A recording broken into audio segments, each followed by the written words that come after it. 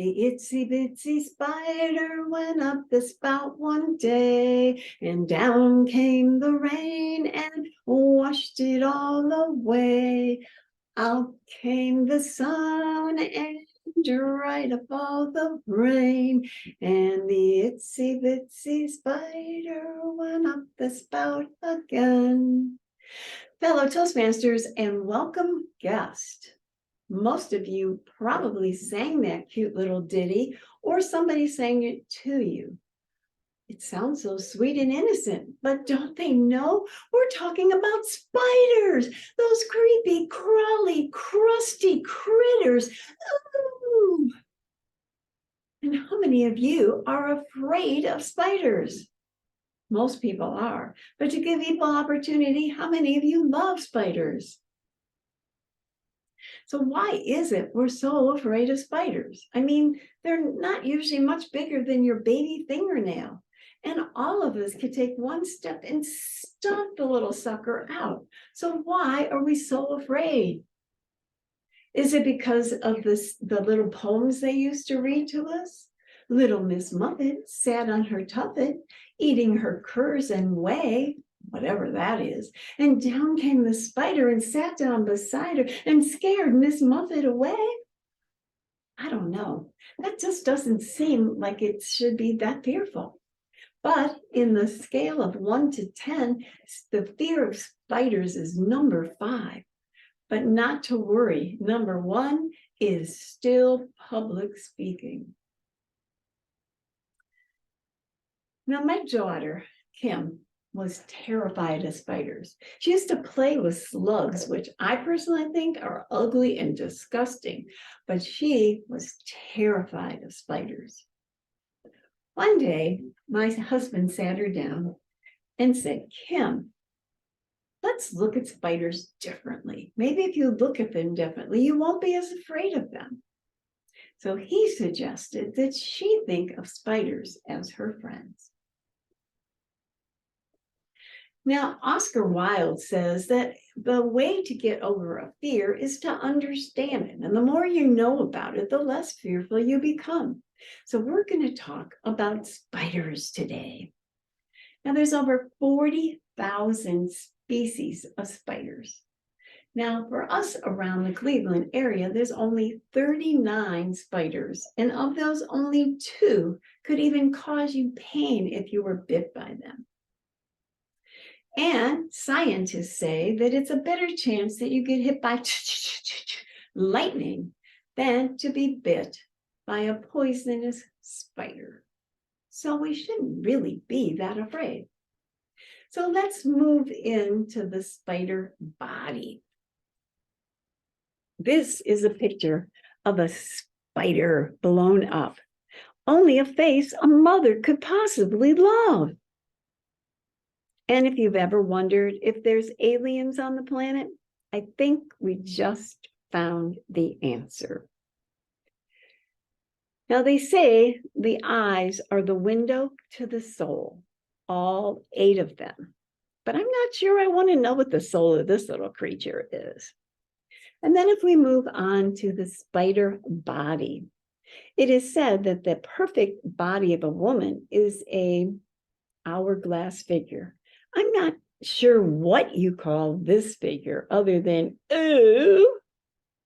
And for you guys who like legs, what do you think of these spindly, skinny, scrawny, hairy things? Real turn on, huh? Now, the largest spider in the world is about 12 inches across, and it's called the huntsman spider. I think I'd be a little afraid if I saw one of those coming towards me. Now, if you've ever been to a hockey game, you know the goalie's job is to keep the ball out of the net. But with spiders, it's the other way around. They're always trying to get their prey into the net. And they have some interesting ways of doing that. You remember spitballs as a kid? Well, spiders can create this sticky substance, and then they shoot it out and they catch the prey and bring it into their web.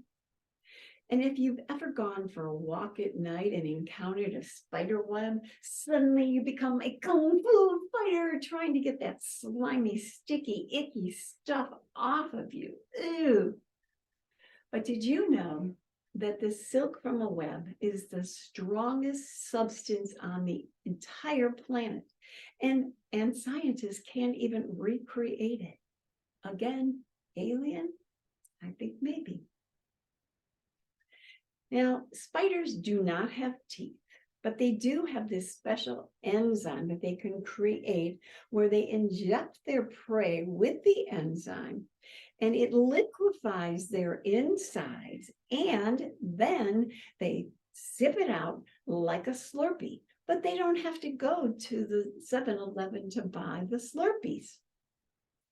Now, one of the interesting things about spiders is that some of them actually, when the woman has her way with the male, or the female has her way with the male, after she's done, she either eats off their head or she eats the entire spider. Thus the name Black Widow spider. Now, one of the things I don't like about spiders that's a little daunting is the way they show up. Sometimes they hop in your lap or they dangle down from their silk. They show up, you're not sure where they're coming from or what they're going to do next. So, do you have any spider people in your lives? I'm not talking about Spider-Man that saves the day, but people who just show up, you're not sure what they're up to or what they're going to do next. Ew. Now, spiders, believe it or not, some of them are mammals. They have hair and they produce milk. So think about it. Spiders are actually our cousins. Now, most of you have been to the grocery store, and if you go into the milk section, you know there's all kinds of new different milk products on the market. There's cashew milk, almond milk, coconut milk, soy milk. Every day there's a new one. I'm wondering if one day they don't have spider milk on the shelves. And if so, I wonder how many spiders it would take to produce half a gallon of milk. So one of the most unique spiders on the planet is from Africa. These spiders actually produce a flawless or almost flawless emerald in their abdomen. Now they've domesticated these spiders so that they can make some high-end products for the rich and famous. I wonder if they tell them it's made from spiders. Again, alien? I mean, where else on the planet do people have stuff growing in their abdomen? And Hollywood. You know, I always find it interesting that Hollywood takes something we're already terrified of, and then it makes it 100 times bigger and scares the heck out of us. And people actually go and pay money for it. Not me, but some people do. So fellow Toastmasters, welcome guests. I hope this speech has helped you to understand spiders a little bit more, hopefully brought your fear level down a bit. But my suggestion, if you see a creepy, crawly, crusty critter running your way, my suggestion, whether you think it's an alien or a friend, is to run.